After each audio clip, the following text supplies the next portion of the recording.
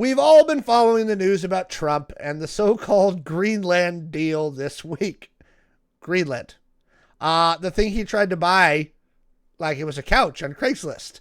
Um, so apparently, after everything went down at Davos and all the speeches, there is now a quote framework for a future deal that Trump has announced with NATO leadership, which we're going to come back to, which sounds impressive until you realize nobody can actually tell us what the deal actually does right now. And this is where a pattern shows up.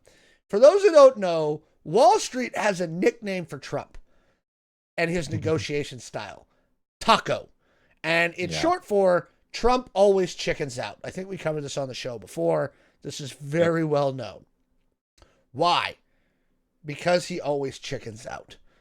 We starts with big dramatic opening threat, big dramatic announcement, lots of caps lock on his Truth Social, and then a deal that he could basically turns out to be the same thing that he could have done without all the rigmarole. And where we basically get what we could have had already. Greenland is remaining Danish territory. Greenland's government still controls Greenland. Denmark has said sovereignty is not negotiable. So after all the posturing, the art of the deal, and the press release, the press releases, the United States did not gain ownership, sovereignty, or maybe over their own bases, but we're not sure, and did not gain anything it didn't really already have, which means if you walk away with what you already had, did you make a deal or did you just hold a press conference? So what's in the deal? It looks like it's more bases, which they were willing to give us anyway.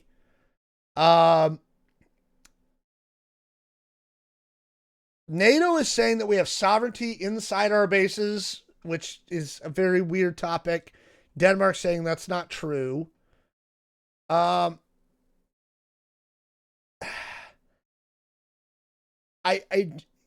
Nobody can really tell. And as people were asking Trump about this, he was basically like, we don't know. He's like, it's a little bit in progress. It's really being negotiated now, the details of it. So first off, there is a deal, but he doesn't know what it is. And it appears that we didn't get, based on what we know, he didn't really get anything new. There's this. The reason Wall Street calls it taco is, in case you hadn't noticed, over the last couple of days, the market started taking a real dive with his talking about like not taking military force off the table, everything else. Mark Carney's speech to Davos started going, okay, now everybody's starting to take this shit seriously. And then, the market had a big hiccup. And Trump did what Trump does. He chickened out because he is, as I have long felt, he is a paper tiger. He is all bluster, but he does not have the guts for any sort of real deal. Jay, you've been kind of following this. What are your thoughts? All right. I was at work when it was announced a deal was reached. I literally, at work, said, oh, fuck. Headline, Trump reached a deal to secure Greenland. And I like scrolled through the story and I was like, I can't figure out the details of the deal. But I didn't think too much of it. I was like, okay, when I get home, everyone's going to have this story and, we will figure it out, right? Like I'll read into this. And I went home, I looked and I was like, I don't understand the deal because it sounds like nothing's happening. I've been waiting. I've been waiting days now. Like, what is new? Wait. And I've been so confused. But honestly, also at the same point, like I've been too busy with like work and school to like do a deep dive into it. So I'm glad that we're talking about it here tonight. But yeah, I've been fucking confused. Well, and that's because, again, he made a big announcement on his True Social. Then he Yep. proceeded to go and have an interview saying that it's being negotiated, right? Which backs off what he said, which is that the deal was done. And then he said it was unlikely that we would actually take ownership of the Arctic island. Something that he said was the ultimate goal was that we should own Greenland. So that's not happening now. But then we'll have greater access to Greenland. But nobody knows what that means. And as somebody put it, if this is meaningfully different from the status quo, it's not obvious. We've had an agreement granting us jurisdiction over U.S. military bases for 75 years. We could have easily arranged to build another one without all this psychotic brinkmanship. And of course, it's Trump, so this may change in 6 hours. I haven't looked at his Truth Social lately. I really haven't, so who the hell knows what's going on? No one knows. He's on his way home from Davos right now. You know what that means? He's gonna do one of those like really shitty like Air Force One fucking like videos, like interviews. Yep. Where someone piggy again. So we're allowed to do all this stuff already.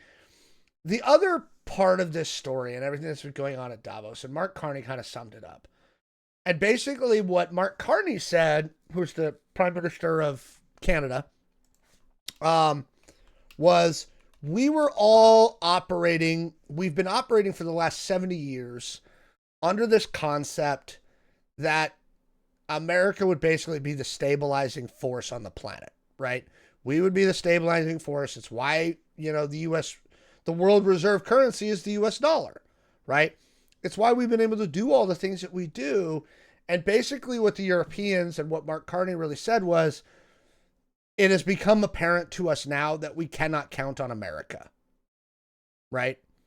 We just cannot count on the United States to take care of anything anymore. He says Carney's quote, there's been an irrevocable rupture to the world order. And I can't say that I disagree with him.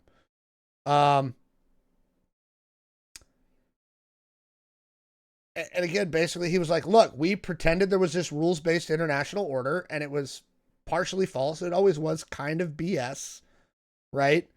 But it worked. And that doesn't seem to be the case anymore. And so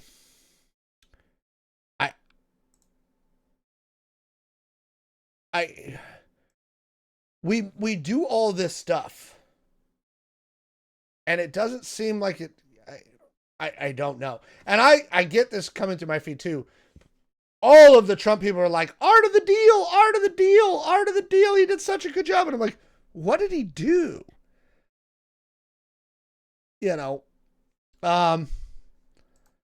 Somebody in somebody in our YouTube chat said, I hope NATO will let America rejoin under a future emotionally balanced administration.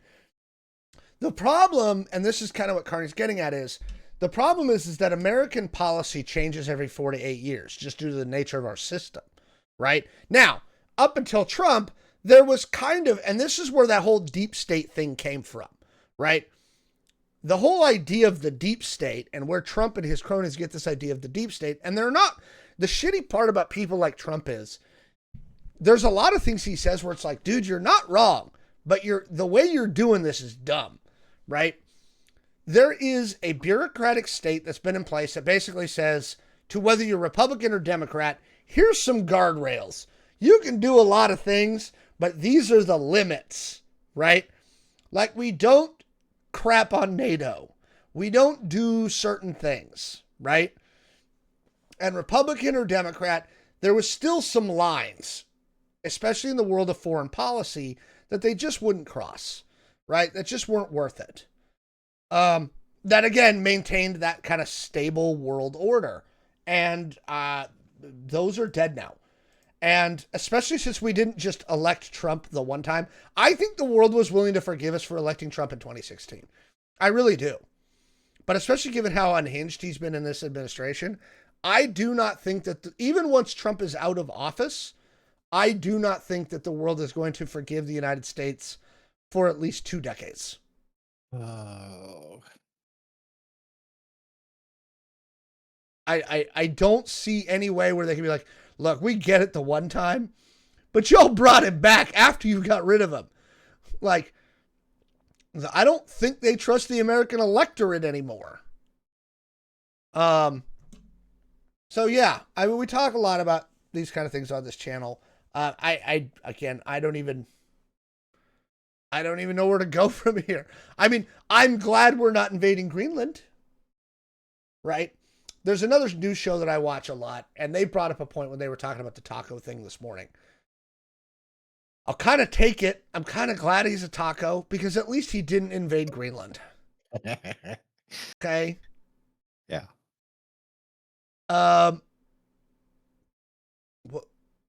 So good for that. That's good. Any other thoughts, Jay? I don't know. Yeah. Yeah, it's good that we have a taco. I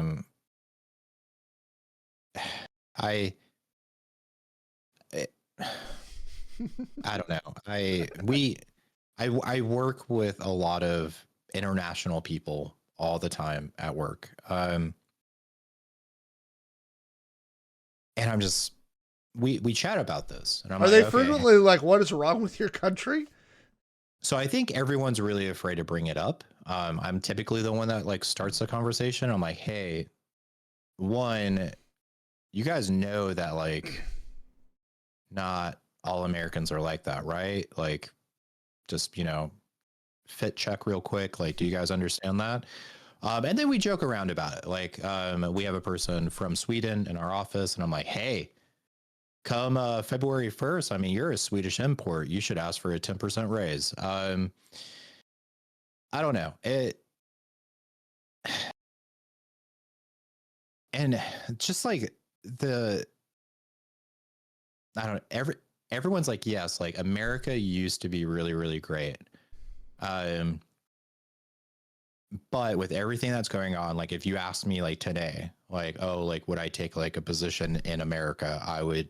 There's no way. There's no amount of money you could offer me to move my family from India or Sweden or any other country to the United States just because of what's going on. I think that's just so sad. Like in my head, we went from like Captain America, right? Mm-hmm. Like we can do anything and we're the good guys. And now we're at a point where like no one wants to have anything to do with us. No one wants to come here. No one wants to be associated with us. It's like, yeah, it's very sad. It's very sad. Well, I will wrap it on that segment now. Let us know what you think down in the comments below. Are you glad we're not invading Greenland? Yay?